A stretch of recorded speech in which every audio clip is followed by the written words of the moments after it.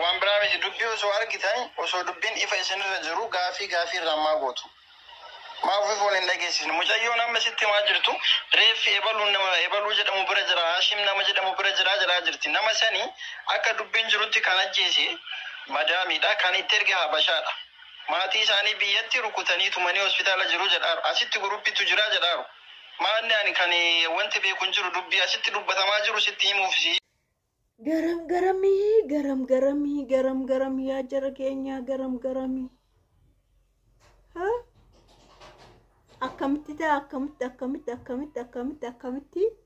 akkamitti madaamitti bituu danda'an akkamitti madaamiin ajjeestee kaatee akkamitti koottaa reenfa fudhadhaa ittee reenfa fudhatan maal jechuudha akkamitti ta'a kun akkamitti ta'an jedhe dhugaa waaqa madaamin akkamitti bitamuu dandeesse madaamin akkamitti isaan dhaga'uu dandeesse karaa kamiin isaan dhageesse eenyurraan isaan dhageesse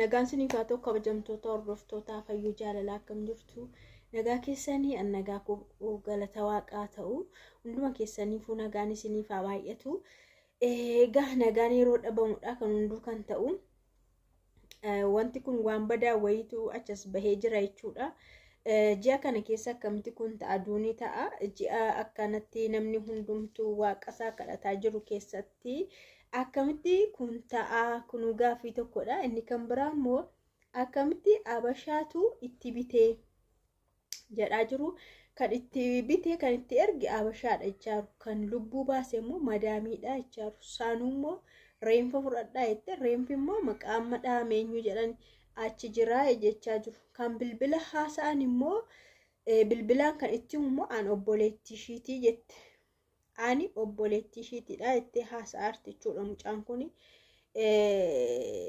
sanuu bilbilaan yeroo haasa'an immoo tokko laawudii godhu gidduutti immoo sagaleen dhaamsuu jechuudha oddoo tokkotti sagalee ol kaasanii dhageessisu laayifii irratti jechuudha oddoo tokkotti immoo gadi qabu jechuudha sababni isaa innaan yoo kana dhagahanii reenfa kanayyuu hin dhosku reenfallee akkatti arganne gara biyyaa gashuun hin qabnu jedhan maali iccitiin wal xaxaan akkasii jechuudha kan biraa immoo biyyattis warra shi reebanii hospitaala jiru maal jiru jedhame kun dubbiinsa dubbii akkamiiti dubbii eessaa wal qabatedha dubbii siyaasaa wal qabate moo dubbii maaliin wal qabatedha inni biyyatti maatiin akkas ta'ee jedhanii ka'anii achitti immoo mucaan kun lubbuun ishii dhabde dubbii akkamiiti dhugaa waaqa waan baay'ee fokkisaadha bara Itoophiyaa gidduutti wanti ta'e kun jechuudha egaa mucaan kun mana xalabaa jirti moo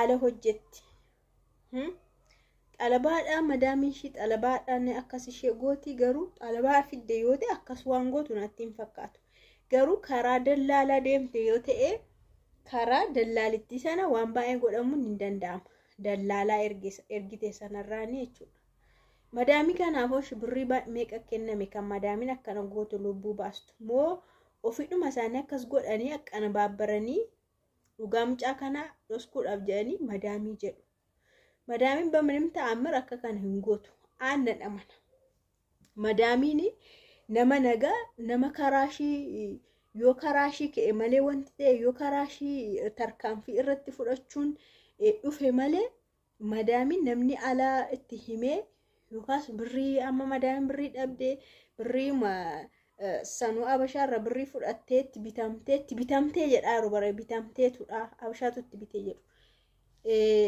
jedhaayiru jechuudha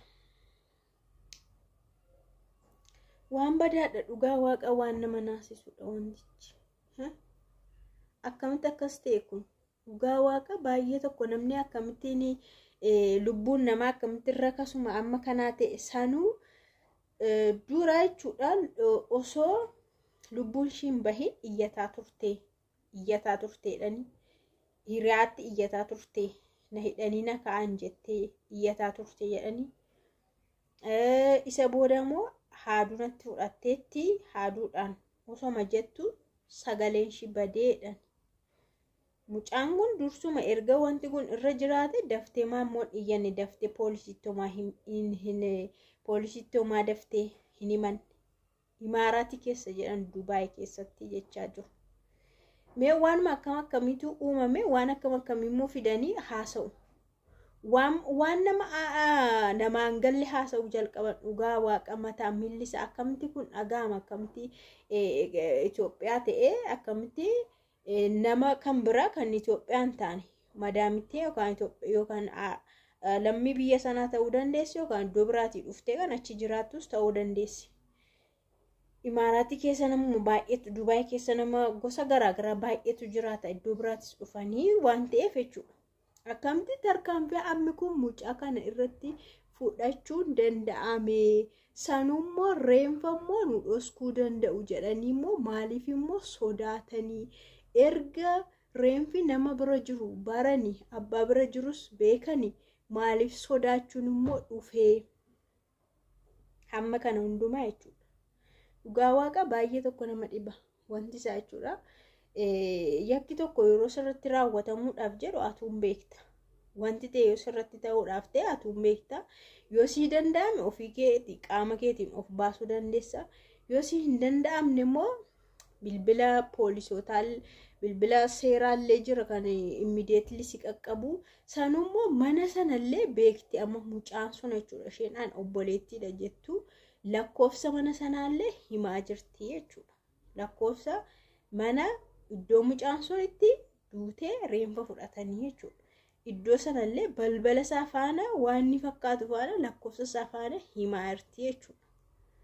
Baay'ee tokko namaa hin galu anaan garuu baay'ee na dhibee jira. Sanuu ji'a kana keessa waan akkasii raawwatamee dhaga'amu jechuun baay'ee sheemidha. Dhuguma wantichi Itoophiyaatu akka kana akka isheen taatuuf garee uumee irratti akkas godhe taanaan baay'ee rakkisaadha. Dhugaa waaqa garuma fuulduraattu jechuudha. Garuma fuula duraattu baay'ee nama baay'eedhaafu sodaachisaadha jechuudha. Akkatti wal ijaaranii biyya namaa keessatti nama ajjeesuun hin danda'ama taanaan mana arabaa keessatti nama ajjeesuunis hin danda'ama taanaan namni baay'een keessanuu of sodaachuu yookaan of eeggachuu qabdu jechuudha. Yoommoo shira wayiitu jira.